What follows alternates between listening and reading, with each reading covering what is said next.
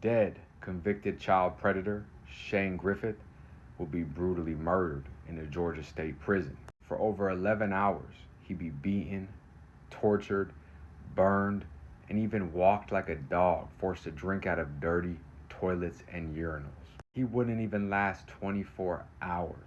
See, originally, he was only sentenced to 2 years for that child molestation case. When he got out, what do you think he did? He immediately reoffended and had sex with his girlfriend in front of children. But they only gave him a probation violation. Isn't that some shit? But sometimes life is funny like that. It's like a pit bull in a skirt type of deal. See, he got out early on the first case, and he was only sentenced to basically 18 months on this case. When you violate probation, you sit in the county jail until you get your sentence, which is usually the rest of whatever you didn't serve already on paper or on your original sentence in jail or prison. You don't get a bond, and then you finally go to the state penitentiary and do your time. Usually, you're going to do a lot of time if you reoffended with a new case. Reoffending with a sex predator charge and only getting 2 years blows my mind. See, he thought he was going to go to protective custody like he did on his first bid. But for some reason, classification said nah. And they sent him to one of the worst prisons in the state of Georgia. And not only that, it was an open bay dorm, which means there's just 96 men, murderers, lifers, killers, extortionists, armed robbers, gang members, living bunk by bunk, just side by side. No hiding in cells, no needing to get doors open. Nah, you just walk up to whoever you want. And in one of the most corrupt prisons in the country, this is beyond brutality. But let's remember, as I go through this prison justice, what he did. Oh, and I found his obituary, where they were trying to raise money for his burial. Imagine that shit. Not for the victims, not for anybody else. And the last time his mom talked to him, he was crying, saying, I don't want to go. I don't want out of protective custody. Let's get into it.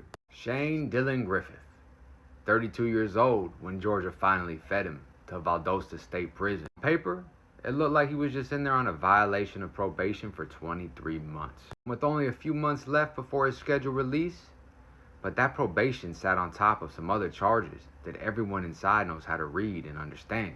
It was a 2015 Jasper County conviction for 2 counts of child molestation, which earned him only 2 years in jail, but yet marked him as a sex offender for life. And of course, like all these demonic piece of shit cowards do when they get released, they reoffend. Him and his girlfriend would have sex with minors present. And again, he would only get charged with a probation violation. It just makes no sense, right? But then everything I'm about to tell you is so fucking wicked that it makes sense. Because of his history, the Chomo Griffith had already done time in protective custody at a prison called Rutledge State Prison on his first charge, his first case for the double child molestation. According to his mother, he begged to stay there. He told her the same thing over and over on the phone. It's horrible. Something's up every day. No. This is called accountability. You see, nothing is up every day. You're in prison for hurting children. And you are now going to have to answer for that. And you hate the fact that that's your reality. So you're begging your mother at 34, 33 years old to not go into prison because you molested children and then had sex with a woman in front of children? I don't think it works like that. So they would not keep him in protective custody. No, they transferred him to Valdosta State Prison, one of the deadliest and most understaffed prisons in the state. I'd much rather be behind that wall than in the open bays. I mean, could you imagine trying to sleep with this dude making all this noise? Like, dude, just get, stop crying, Like, seriously, Shane, like, just let it be, man. Go drink the water, whatever they want, bro. We're trying to sleep over here. It's worse than a person that has snoring issues. Well, the night that Shane finally faced true justice, he wasn't able to beg his mother, classification. He'd have to actually answer for his charges. And like I always say, the predators become the victims in prison. But on the streets, they're the victims, and the victims are actually looked at like they're the criminals. According to the arrest warrants, the assault on Shane Griffith started at 11 p.m. on the night of May 29th, It may have lasted until 5:30 a.m. the next morning. 6.5 hours. He was wedged between two bunks in that dorm, trapped in the narrow alleyway between metal frames. In that position, there's nowhere to run, nowhere to turn, no cell door to slam, just hard concrete, steel, and whoever decides to stand over you. And it's 11 inmates that are doing this to him. That means about 85 other inmates are just minding their business. The COs, I mean, that's unheard of, right? We're not talking about a little one-on-one or someone gets stabbed in their sleep.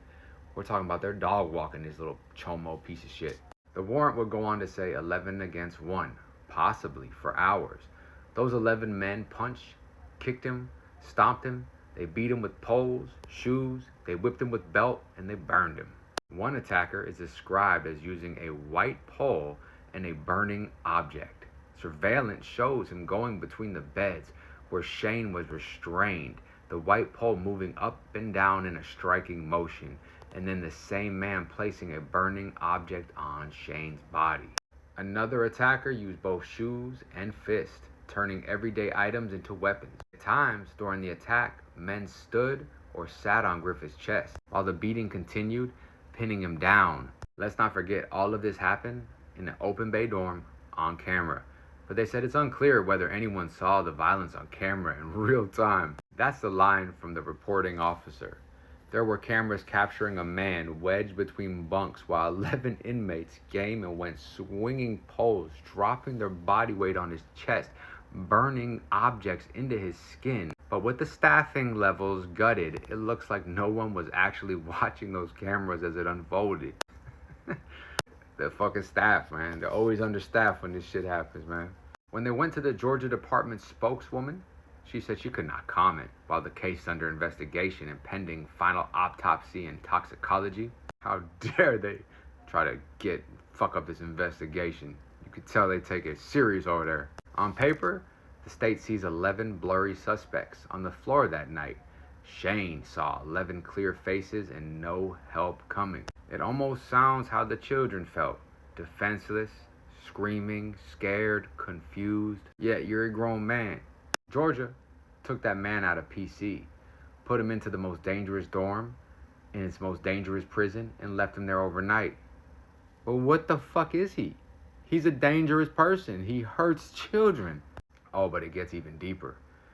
As the investigation would go on, they found out not only was he beaten, kicked, knocked out, woke back up, knocked back out, woke back up, he was beaten more and showered.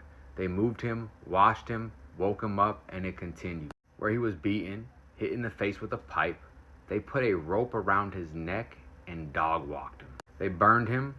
They made him lap up water like a dog. At one point, someone jumped off a table onto him. None of the officers heard any of this shit. They don't know if he was dead at 5:30 a.m., 6:30 a.m. That is what you call a hit. Somebody somewhere wanted him to pay for what they did to his kids. It's always gonna catch up to you, chomo piece of shits, every time. Because you had humiliation, restraint, extended pain, over 6 hours. That's somebody that knows something about it. That wants him to truly, truly understand why he's leaving this earth. And put that stain on the family that he didn't just get stabbed up or something like that for what he did. That's it. Sayonara, player. His mom would say he died the day after they took him out of protective custody. Nah, he died the day he hurt those children. Stay out, stay free.